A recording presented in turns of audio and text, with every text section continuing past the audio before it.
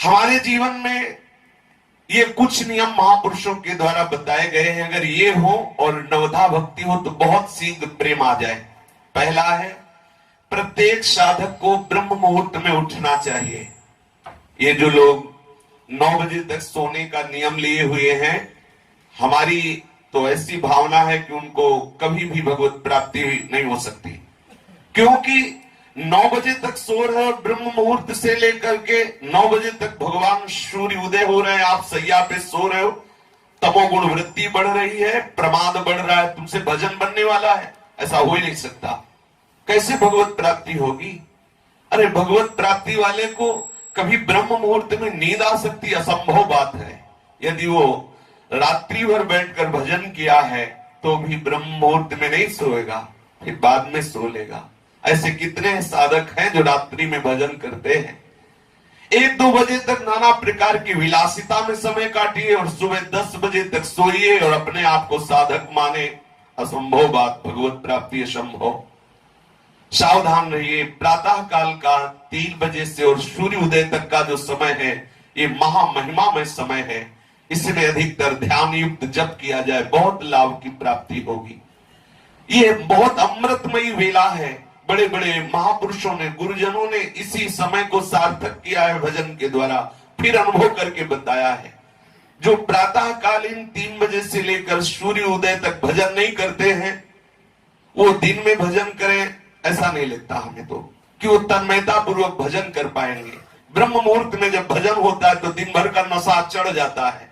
जैसे समय से आप नशा कर ले तो दिन भर वो गूंजता रहता है, ऐसे ब्रह्म वेला पर यदि आपने गुरु मंत्र की तन्मयता 2-3 घंटे की तो 24 घंटे उसका नशा चढ़ा रहेगा। रात्रि में सोने के समय और प्रातः काल जग करके सूर्य उदय तक सतत भजन करें, मंत्राकार वृत्ति करें, ध्यान युक्त जप करें, फिर आप देखिए कैसा आपको लगता है। यदि आप बहुत ही शरीर स्वस्थ है और आपका अभ्यास बहुत कमजोर है तो भी सूर्य उदय होते होते आप उठ जाइए। सैया में लेटे हुए सूर्य उदय हो रहे हैं और आप साधक कहलाते हैं, बड़ी हंसी की बात है। बिल्कुल कदापि ऐसा ना, ये महापुरुषों के सिद्धांत बताए हुए हैं। प्रत्येक साधक को ब्रह्म मुहूर्त में उठ जाना चाहिए।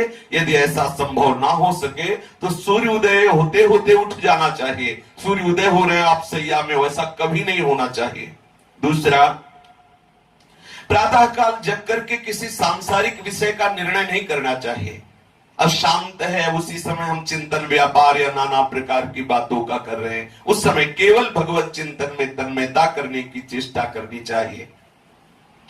तीसरा, प्रातः काल सूर्योदय के समय और संध्या के समय, 2 समय प्रार्थना युक्त भाव से, यदि आप वैष्णव उपासना में है, नित्य विहार उपासना में है तो ठाकुर की मंगला और संध्या आरती के समय पद गायन करते हुए प्रभु से प्रार्थना करें। यदि आप सनातन धर्मी उपासना में हैं तो आप संध्या करते हुए, गायत्री जप करते हुए उस समय प्रभु से प्रार्थना करें कि हमारे जीवन की संध्या होने जा रही है, अभी हमारी आपकी संधि नहीं हुई, हमारा मन विषयों में फिसल रहा है, नाथ स्वीकार कर लो। हे पतित पावन, मुझ पतित को अपने सानिध्य का अनुभव कराओ। आप हमारे हृदय में हो, ऐसा मैं अनुभव कर पाऊं।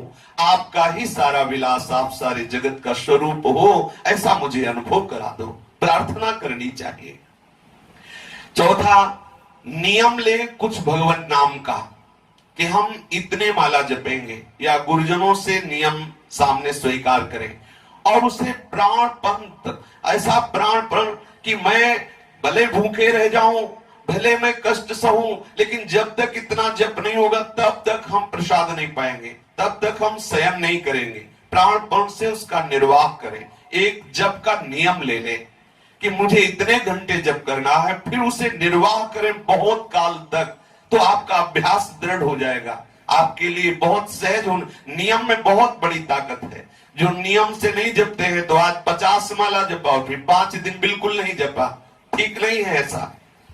आप एक छोटा नियम ले, लेकिन उसको प्राणपण से निर्वाह करें, फिर बड़ा और बढ़ावे, फिर और बढ़ावे, फिर धीरे धीरे हर श्वास, हर मिनट, हर क्षण भजन चलने दे। आप सिद्ध हो गए। फिर प्रतिक्षण भजन चल रहा है, अखंड भजन चल रहा है, निरंतर भजन चल रहा है, सहज स्वभाव बन गया भजन करने का। यही तो सिद्धावस्था है।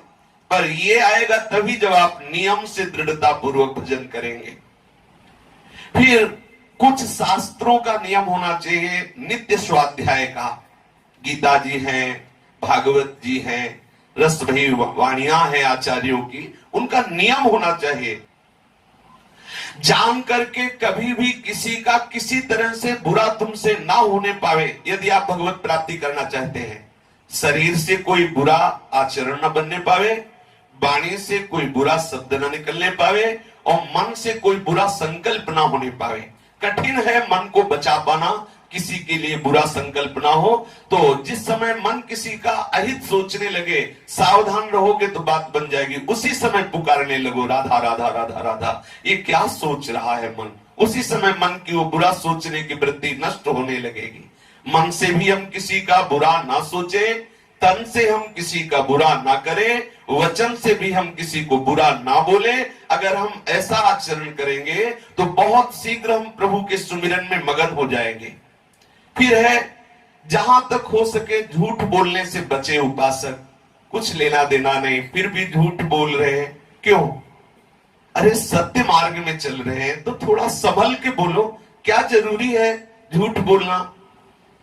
अगर हमारी बात सत्य बोलने से बन रही तो हम झूठ क्यों बोले? और किस लिए, क्यों भय? कौन सी बात का भय? हम झूठ क्यों बोले? झूठ से हमारा व्यवहार पुष्ट होगा। अगर हम सत्य बोल देते, व्यवहार नष्ट होता। अच्छा ही तो हुआ, श्री जी के भजन में एकांत अवसर मिलेगा। साधक को चाहिए कि सत्य बोलने का स्वभाव रखे। फिर कह रहे हैं कि किसी को भी, जो पुरुष साधक हो वो स्त्री शरीर, किसी भी स्त्री को, जो स्त्री साधक हो पुरुष शरीर को, कभी भी सुंदरता के आरोप भाव से ना देखे कि बड़ी सुंदर स्त्री है या बड़ा सुंदर पुरुष है। कहां जहां ऐसी भावना आई तो वहां काम भाव जागृत हो जाता है। स्त्री साधक को अधिक समय तक पुरुष संयोग में नहीं रहना चाहिए, पुरुष दर्शन से भी बचे।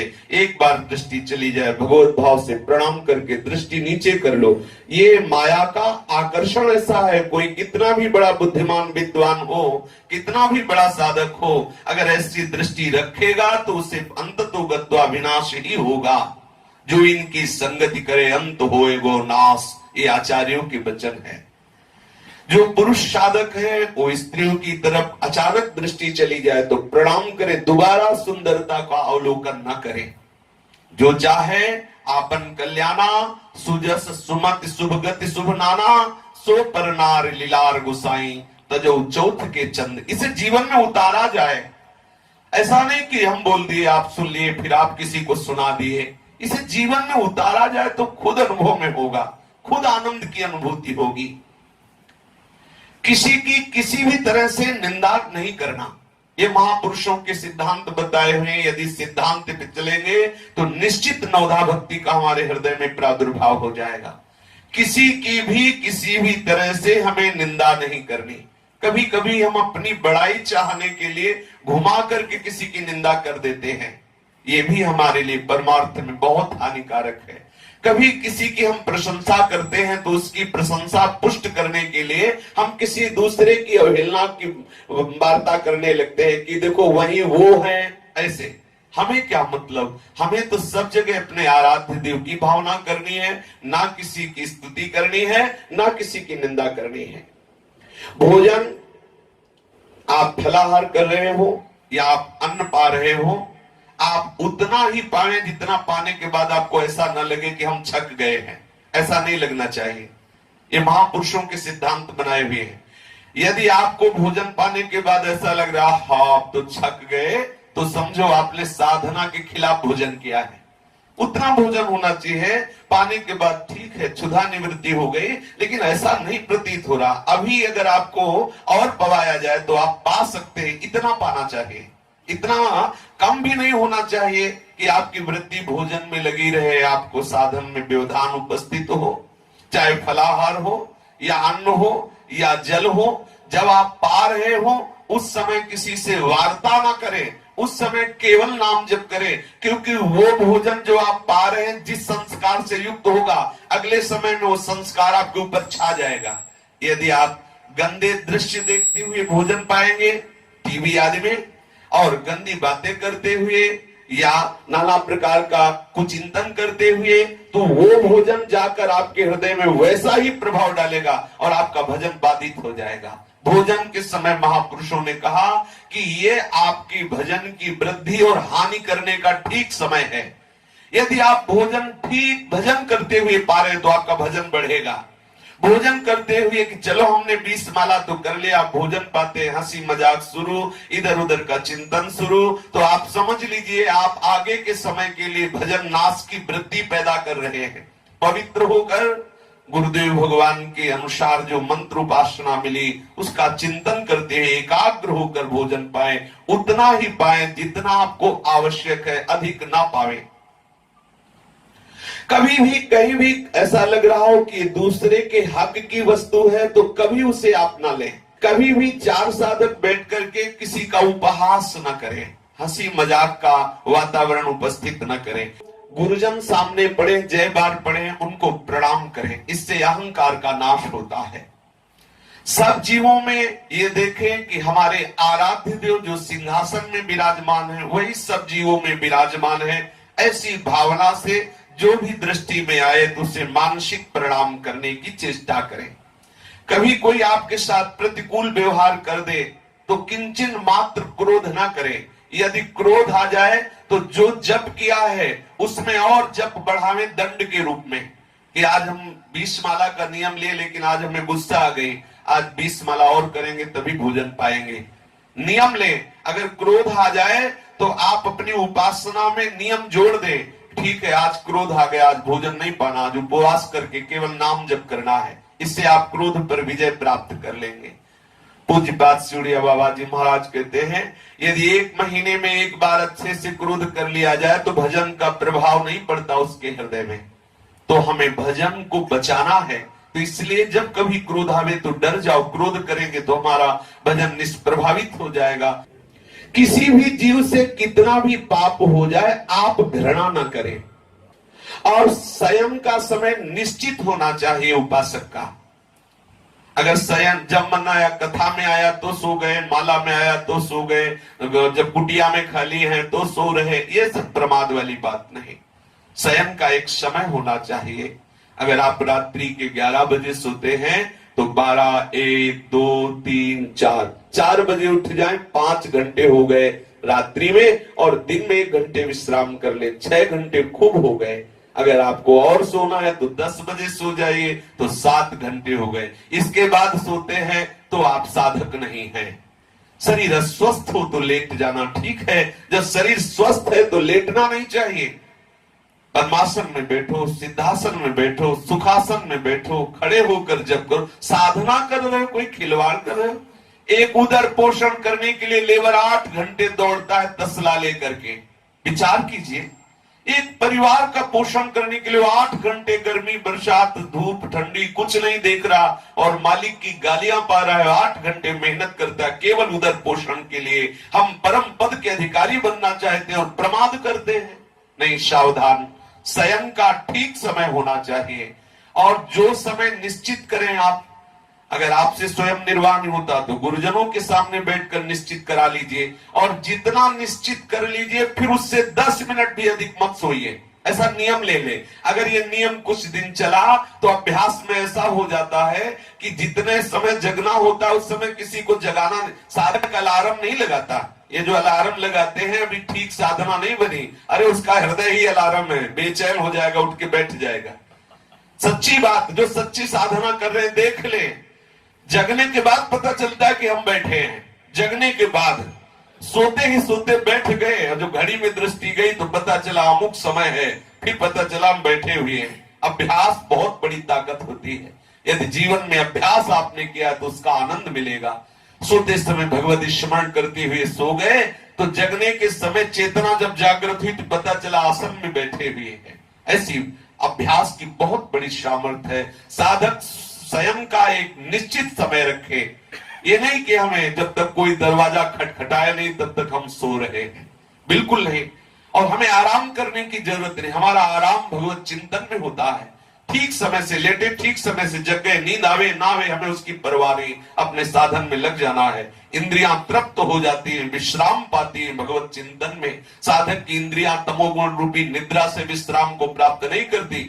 साधक की इंद्रियां भगवत चिंतन करते हुए महासात्विक सुख में विश्राम का अनुभव करती हैं। नियम के टूट जाने पर जो आपने नियम लिए हैं, सोने का, जगने का, पाठ का, भजन का, सत्संग का, परिक्रमा का, जो भी नियम लिए हैं, यदि टूट जाए नियम तो दंड अवश्य स्वीकार करें। उचित उपवास, भजन बढ़ाना या किसी ग्रंथ का पाठ रख लेना, सब नियम पूरा करते हुए आपकी जो दिनचर्या है, अगर उसमें नियम टूटा तो जो दिनचर्या है पहले उसको कीजिए, इसके बाद एक पाठ बढ़ा लीजिए। आप सुधा निधि का पूरा पाठ कर रहे दंड के रूप में, हमसे नियम क्यों टूटा, और पाठ कर रहे, फिर प्रसाद पाएंगे। प्रतिज्ञा पूर्वक अपने नियम का निर्वाह करें तो आपके हृदय में नवधा भक्ति का अद्भुत प्रादुर्भाव हो जाएगा।